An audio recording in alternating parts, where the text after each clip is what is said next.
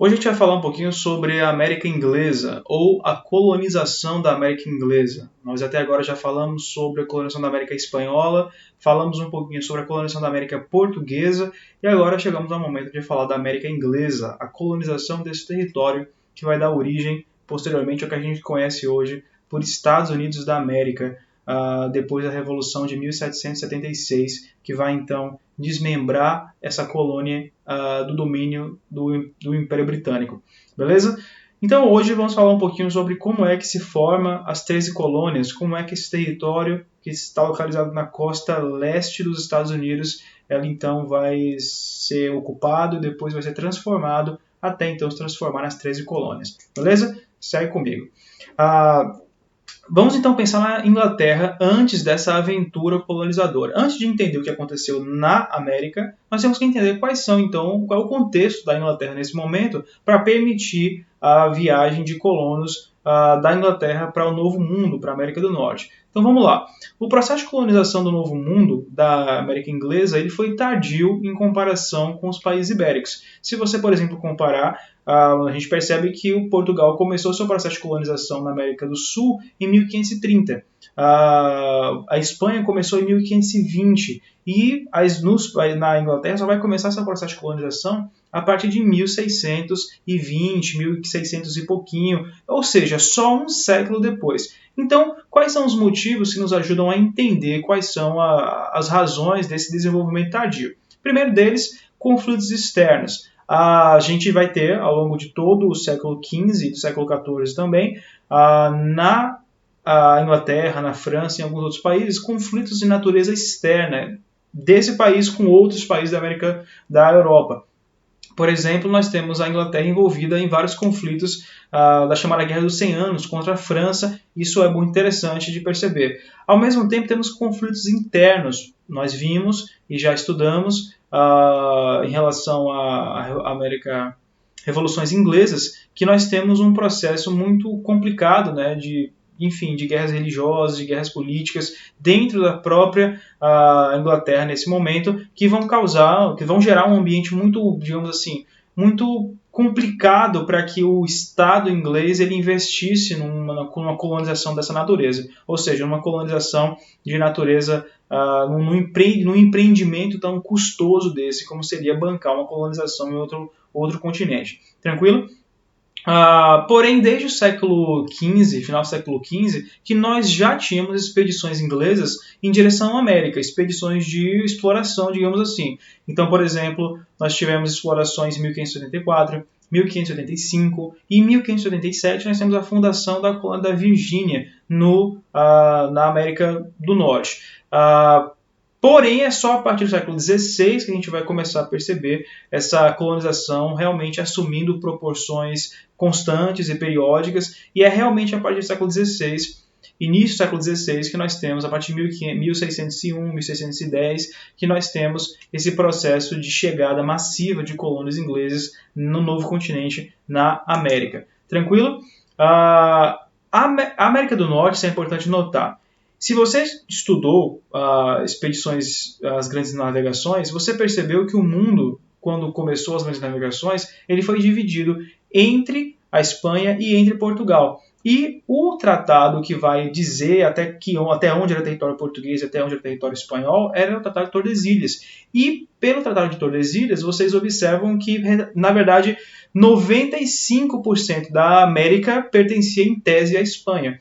Só que na América do Norte, a Espanha não encontrou em nenhum momento, nem se preocupou em explorar, e nem encontrou, por conta disso, os elementos que fossem interessantes para a lógica mercantilista espanhola. Vocês lembram que os espanhóis preferiram a América do Sul e Central porque eles encontraram ali muito ouro, prata, ouro e por aí vai. A América do Norte, então, embora pertencesse pelo Tratado de Tordesilhas a Espanha não foi em nenhum momento colonizada por ela, o que deixou então esse espaço aberto para que outros povos, mais especificamente da Europa setentrional, da Europa do Norte, colonizassem. Então é muito comum a gente observar, por exemplo, colônias fundadas por suecos, por noruegueses, por ingleses, também por franceses, por exemplo. Então isso é bem interessante de notar. Por holandeses, Nova York, por exemplo, nem parece, mas o Nova York foi uma cidade fundada por holandeses, e depois ela foi passar para a mão dos ingleses. Vamos lá então?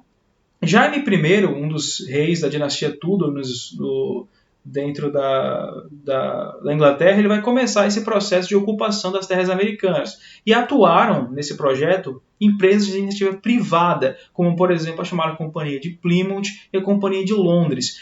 Isso é uma coisa que é interessante de notar, a diferença da colonização inglesa para a colonização ibérica, de Espanha e Portugal. Na colonização inglesa, o grosso da colonização foi feita por empresa privada, por empresas de natureza privada, por companhias privadas de colonização que visavam lucrar com isso. Já na América portuguesa e espanhola, nós temos que a colonização efetiva ela foi, se não controlada, no mínimo regulada pela coroa espanhola e pela coroa e portuguesa. Os conflitos internos na Inglaterra, também de natureza religiosa e política, que vão culminar nas chamadas revoluções inglesas do século XVII, eles vão favorecer um intenso quadro migratório em direção ao Novo Mundo. As pessoas, então, que vêm para a América, para as colônias inglesas, normalmente são famílias, são grupos religiosos, a gente vai falar um pouco deles mais à frente, que estão em fuga desse ambiente caótico que estava a Inglaterra nesse momento, com guerras religiosas principalmente, e também por problemas políticos. Por exemplo, as revoluções inglesas, que são um conjunto de revoluções, de conflitos com certa periodicidade, com certo espaço entre um e outro, que vão durar muitos e muitos anos na Inglaterra, ao longo de quase todo o século XVI, em que a gente vai perceber, então, um processo muito... século XVII, perdão, que a gente vai perceber, então, um processo muito... que vai permitir, então, que pessoas saiam da Inglaterra e vão para esse novo continente. Esse intenso quadro migratório ele vai dar origem, então, às chamadas 13 colônias inglesas na América, que é o embrião do que nós chamamos de Estados Unidos. Olhem esse mapa, esse esquema, a gente pode, então, resumir, né, o que eu acabei de falar para vocês. Nós temos a Inglaterra tendo um desenvolvimento colonial tardio por conta dos conflitos interno e externo, e nós temos depois a dinastia Tudor. Somente a partir dela que nós temos a centralização política e a reforma religiosa que vai acontecer no século XVI, com a Igreja Anglicana, e aí nós temos os elementos para o início do fortalecimento do processo migratório de colonos ingleses para a América do Norte. E aqui nós temos o mapa, então, das 13 colônias, os territórios que foram formados a partir da colonização inglesa na América. Esse outro mapa mostra onde é que elas estariam hoje, né, dentro do mapa atual dos Estados Unidos da América. Então vamos falar um pouquinho agora da colonização dos elementos que vieram até a América do Norte e quais são esses principais grupos, então, quais são os principais grupos humanos que eles iniciam o processo de colonização na América do Norte. São pessoas perseguidas, camponeses, escravos. Então vamos lá. O Novo Mundo ele representava uma possibilidade de professar essa nova fé sem as perseguições desencadeadas pelas disputas político-religiosas do Novo Mundo, como eu acabei de falar para vocês. Nós tínhamos um processo muito complexo, muito difícil de conflitos religiosos na Inglaterra entre a Igreja Anglicana e entre os puritanos. Em 1620, nós temos que um grupo de colonos desembarca na América, na parte norte das colônias, a bordo do navio chamado Mayflower. E eles representam bem o espírito desses refugiados, ou seja, perseguidos religiosos, pessoas que queriam encontrar nesse novo mundo um ambiente onde eles pudessem professar sua fé com tranquilidade, pudessem trabalhar, pudessem viver e etc. Entretanto, esses puritanos, esses grupos religiosos de origem calvinista, eles não foram os únicos grupos responsáveis pela formação do mundo inglês na América. Nós tivemos indígenas, africanos que foram trazidos como escravos e muitos adeptos de outras religiões que foram então responsáveis também pela formação do mundo inglês na América. Só que, se você pegar qualquer livro de história na Inglaterra, dos Estados Unidos, existe uma atenção que é dada muito especial a esses grupos,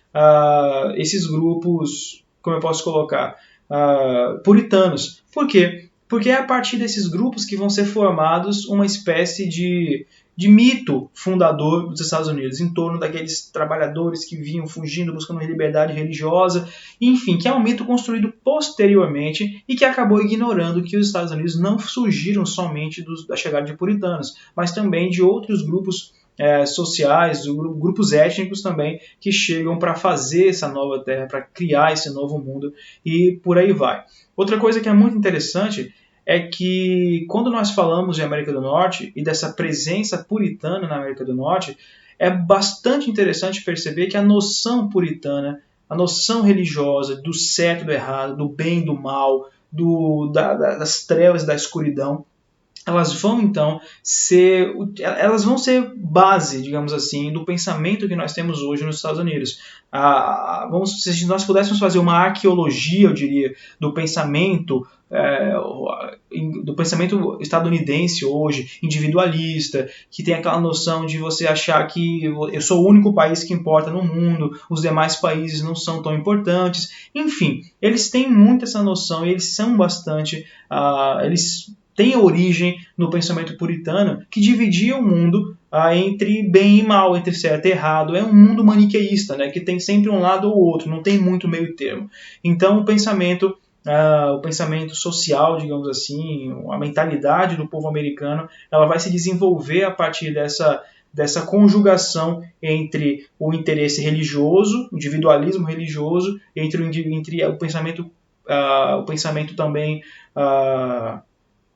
econômico, né, de liberdade econômica e por aí vai. Vamos então entender agora a modalidade de trabalho presente nas colônias inglesas. Nós tínhamos os chamados servidão por contrato, para começar, que eram colonos, principalmente camponeses, que eram expulsos das terras no processo de cercamento na Inglaterra, que eles eram trazidos, eles vinham para cá e tinham as suas contas pagas por alguma dessas empresas ou por alguma pessoa, e elas então tinham que passar tantos anos servindo, né, essa pessoa, trabalhando em troca do pagamento da sua viagem, da sua manutenção do novo mundo. A gente, por exemplo, estipula que entre 70% dos colonos ingleses que vieram para a América, eles vieram sob essa modalidade de trabalho, a chamada servidão de contrato, em que eu tinha então que, para pagar os custos da minha viagem, eu então passava entre 6 e 7 anos servindo, trabalhando para essa pessoa que me pagou, e essa pessoa então depois me entregava um pedaço de terra. Pelo menos era o que se prometia para os colonos, que elas receberiam um pedaço de terra para começar a sua propriedade ali, depois de pagar toda o que elas deviam, né, para o cara que tinha trazido elas para a América. E nós temos também, na parte sul dos Estados Unidos, a escravidão, que era principalmente feita em fazendas que tinham como objetivo produzir para exportação, principalmente algodão e tabaco. Então, é bom perceber isso, vocês vão perceber que existiram diferenças entre as colônias. As colônias do norte, do centro e do sul eram diferentes entre si. Elas não pensavam igual, não tinham uma ligação econômica parecida. Eles não eram iguais, entende?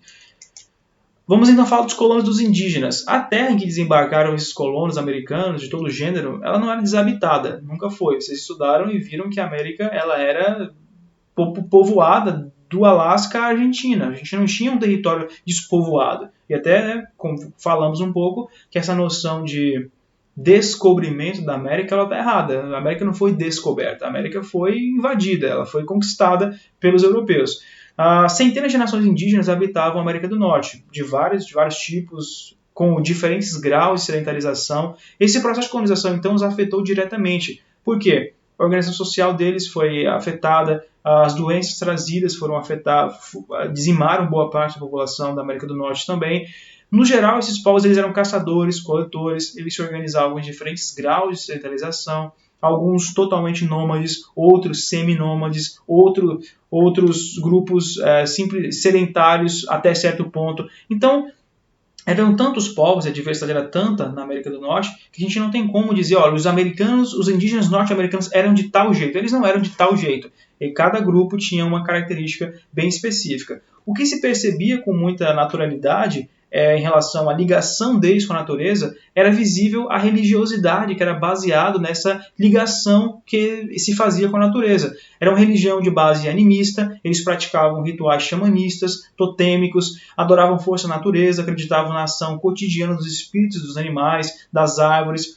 Você, por exemplo, ouvindo isso, talvez comece a se lembrar de alguns filmes, né, que são bem emblemáticos da Disney, por exemplo, Pocahontas. Todo mundo já assistiu Pocahontas. Então, aquela noção de que o espírito da selva está te acompanhando, de que tudo tem um espírito, o espírito do rio, o espírito da águia, do leão, enfim, do urso, e que a ligação do ser humano ela se faz com a natureza, não com uma divindade que está acima de tudo.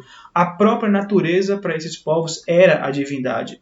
A divindade era a natureza, estava na natureza, então você tinha religiões de base animista, xamânicas, em que você então se conectava com a natureza a partir disso.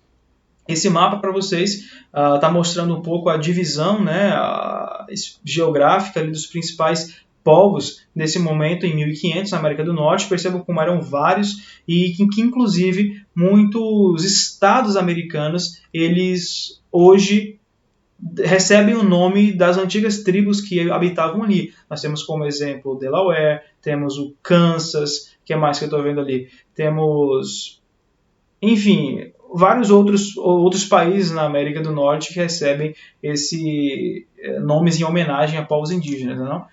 Temos aí um totem, eram esculturas, né, feitas de madeira em que eles representavam os espíritos animistas, né, que os protegiam, quase sempre animais.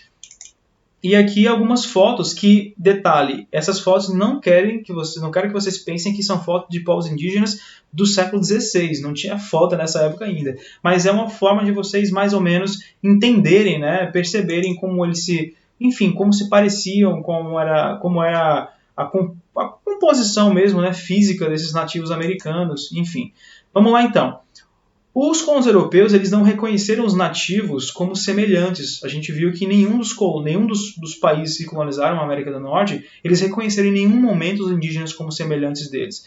Ao longo de toda a história dos Estados Unidos e de todos os outros países da América, o crescimento das colônias era seguido pela diminuição da população nativa. Então, quanto mais você tinha o aumento das colônias, mais você tinha também esses povos diminuindo em quantidade a ponto de chegar nos números que nós temos hoje, né? Populações que são mínimas dentro dos países, principalmente Brasil e Estados Unidos, que são mínimas dentro do país que anteriormente pertenciam a eles, né? Da região que pertenciam a eles. E, diferentemente do que aconteceu na América Espanhola e Portuguesa, não havia por parte dos colonos ingleses nenhuma tentativa sistemática de evangelização dos indígenas, ou seja, nós não tivemos em nenhum momento colégios, por exemplo, para indígenas, como nós estudamos na colonização portuguesa e na colonização espanhola, que nós tínhamos elementos religiosos que se especializavam em catequizar esses indígenas, em fazer com que eles se aproximassem da cultura do dominador. Pelo contrário, com relação a isso, os ingleses não tiveram nenhum tipo de aproximação não sistemática, uma política mesmo de tentar fazer esses povos se aproximarem.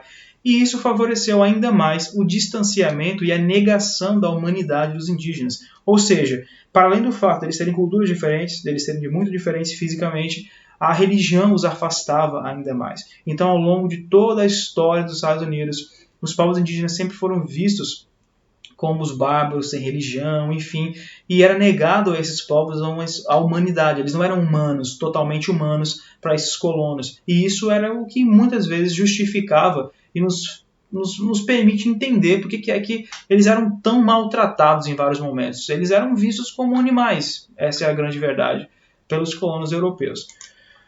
Vamos agora falar dos tipos de colônia. Primeira coisa para se falar é o que nós chamamos de negligência salutar. Diferente das colônias da América Espanhola e Portuguesa, as colônias da América Inglesa não tiveram um controle direto da coroa inglesa. Vocês estudaram e viram como era o controle, como os países ibéricos eles realmente controlavam as suas colônias na América. Ou seja, eles controlavam tudo que entrava, o que saía, ou pelo menos tentavam. Isso era institucionalizado. Porém, como a América Inglesa estava ocupada com outros problemas e a colonização na América dos ingleses foi feita de maneira muito mais privada do que organizada pelo Estado, pela coroa inglesa, o que nós temos é que para que essa região se desenvolvesse, a coroa inglesa não se aproximou tanto, não tentou criar a todo instante regras. Ou seja, o que eu quero falar com isso, o controle inglês na América, nas 13 colônias, foi muito menor do que, por exemplo, ocorreu o controle espanhol e português na América Central e do Sul. Isso permitiu com que as 13 colônias se desenvolvessem com uma noção de individualidade muito forte. É o chamado self-government, ou autogoverno. As 13 colônias elas se governavam com muita tranquilidade e as decisões, as principais decisões eram tomadas dentro de cada colônia, de cada uma das 13 colônias, e essas colônias não tinham um poder central que as obrigasse a fazer a mesma coisa. Isso é muito importante para a gente entender por que é que os Estados Unidos, desde o início, tem essa noção de liberdade muito forte, de uma defesa da liberdade muito grande, e é isso que vai, inclusive, fomentar a guerra de independência contra a Inglaterra, um século depois, quando a Inglaterra tenta apertar as rédeas e tentar querer controlar as 13 colônias. Beleza?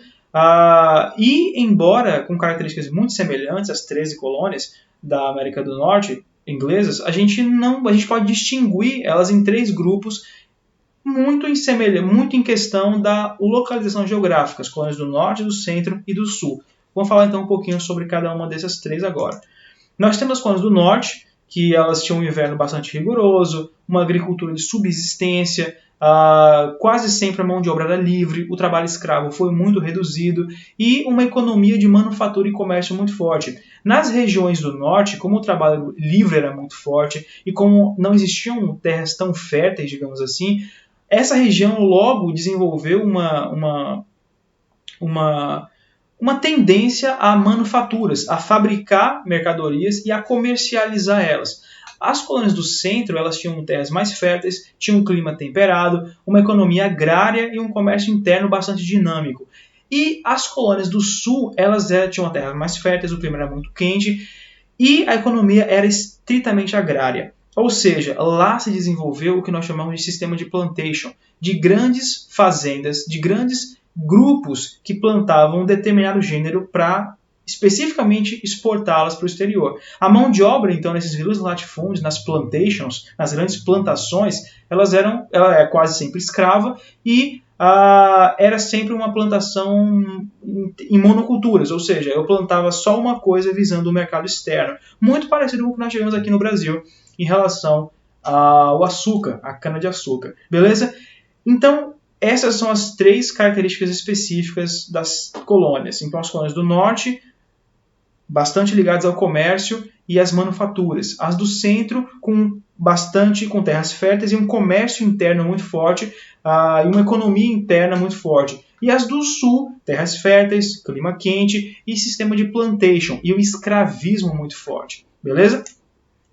Nas colônias do norte, então, nós tivemos, por conta do comércio que eles praticavam com muita tranquilidade, o chamado comércio triangular que vocês podem observar, onde eles importavam da Inglaterra produtos manufaturados, tecidos, ferragens, eles então vendiam para a África produtos como melaço, como rum, enfim, que eles compravam nas Antilhas, eles traziam de lá escravos, revendiam nas Antilhas, e revendiam também no sul dos Estados Unidos, onde o trabalho escravo era muito forte por conta das plantations que eu acabei de falar para vocês.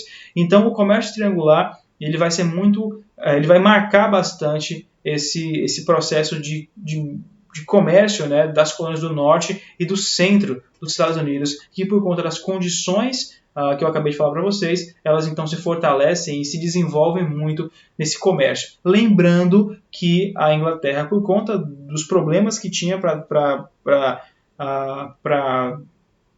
enfim, obrigar as colônias do norte a fazerem tais e tais coisas, a gente então vai ter uma liberdade muito grande nesse sentido, que é a chamada negligência salutar, como foi conhecido. Beleza?